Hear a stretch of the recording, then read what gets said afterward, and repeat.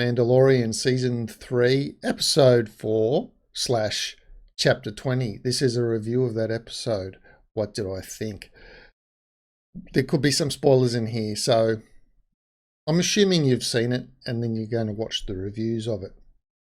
Okay, so one of the cheeky little things that I liked is when Bo is having a chat with the armourer. Bit of a girl chat, I suppose you could say. She's getting a new piece of armour for her arm, which of course got smacked off a little bit by the dragon that they were chasing, trying to rescue a foundling. Well, as it wasn't a foundling, it was one of the other Mando's kids. But anyway, she's having a little bit of a chat and says to the armourer she saw a mythosaur. Oh, that's good to have visions, all that sort of thing. No, I think it was real. What do you think about that? And the armourer just said, "This is the way." Now, I think the armourer thinks a lot about that, to be quite honest, because remember, she's the one that said, the things of eon past said the mythosaur, when the mythosaur rises, it ushers in a new age for Mandalorians and all that sort of thing. And here she is being told by a Mandalorian that a mythosaur is actually alive still. So she's got to be, she knows, they all know the myths and lore. Bo knows it, the armourer knows it, but all the armourer says is, "This is the way." So she's being very coy. I like that about her.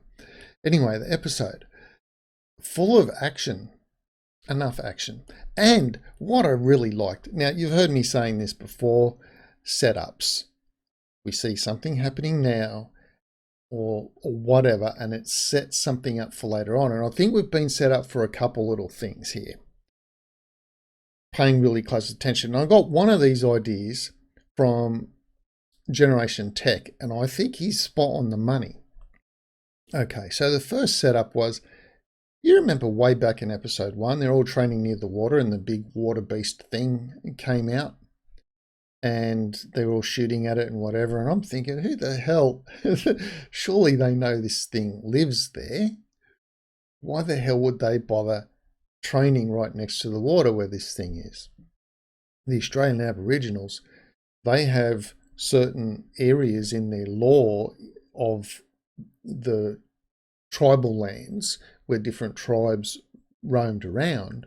We don't go there, and we don't go here, and we don't go there. And those areas where they don't go are infested with saltwater crocodiles, because the saltwater crocodiles will eat them. So the Aboriginals in Australia would stay away from dangerous places where water creatures get you. These people, they just quite happily let's just set up shop right next to one of these things. However, it turns out that looks like that was a big gigantic setup.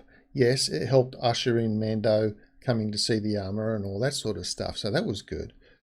But in this episode, we saw when they disabled the flying lizard, whatever you want to call that thing, it fell down into the water. That's when its lassos broke. It was about to fly away, but lo and behold, there's always a bigger creature, and the big creature from the water just come up and gobbled him down. Now, if they hadn't done that, we just would have looked at that and gone, that's a cheat. How convenient that big creature was in the water.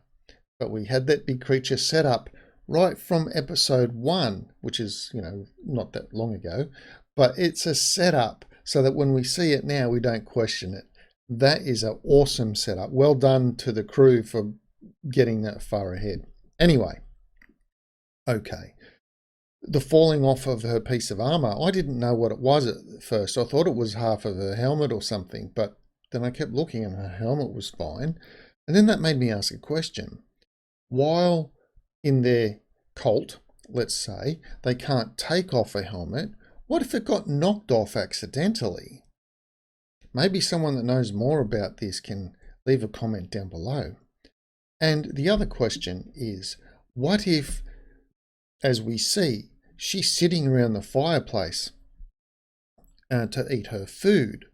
And as Din said, when we all get our food, we go find a place where no one can see us so we can take our helmet off and eat the food. Now she stays at the fireplace and everyone else is scattered, so she's going to eat her food that way. Now, what if someone stumbled upon her? How does that fit within the cult's creed? Because she didn't take it off in front of them. It was already off and someone just, haha, here I am. I've got you. Now you're out. Get the fuck out.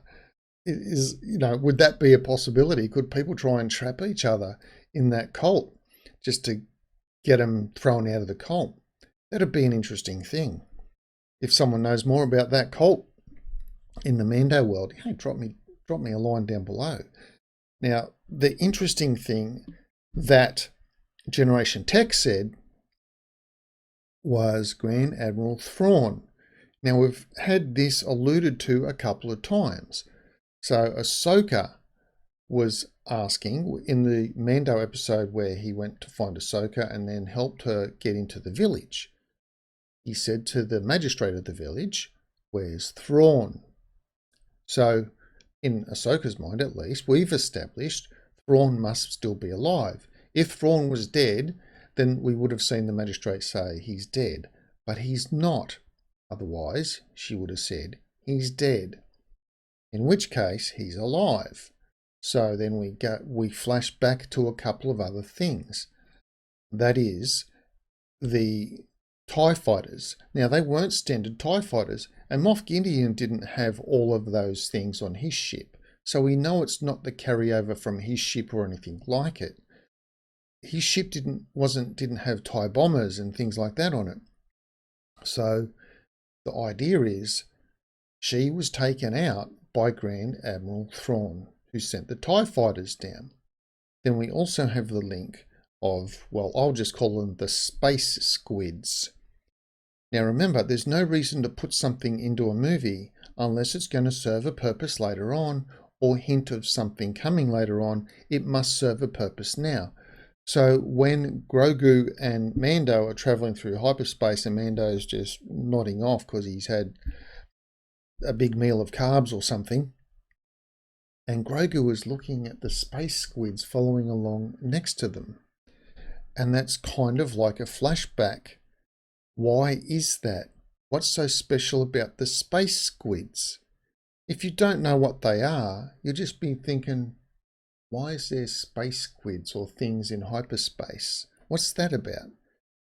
But if you know the story of them, then you'll go, I know what those things are. Well, that's great. But why are they there? See, there's no point putting something in unless it's going to play a part later. There's no point having Mando get IG's half body and start a quest to find a memory chip unless it's going to play a part later. Otherwise, it's just a waste of screen time and we could have used it for something else. So the IG thing is still in the works. Keep that in the back of your mind. The space squids are alluding to Grand Admiral Thrawn. The TIE interceptors, the TIE bombers, they're alluding to a larger ship, most likely under the control of Grand Admiral Thrawn, who does have a beef with Bo-Katan from other Star Wars content, let's say.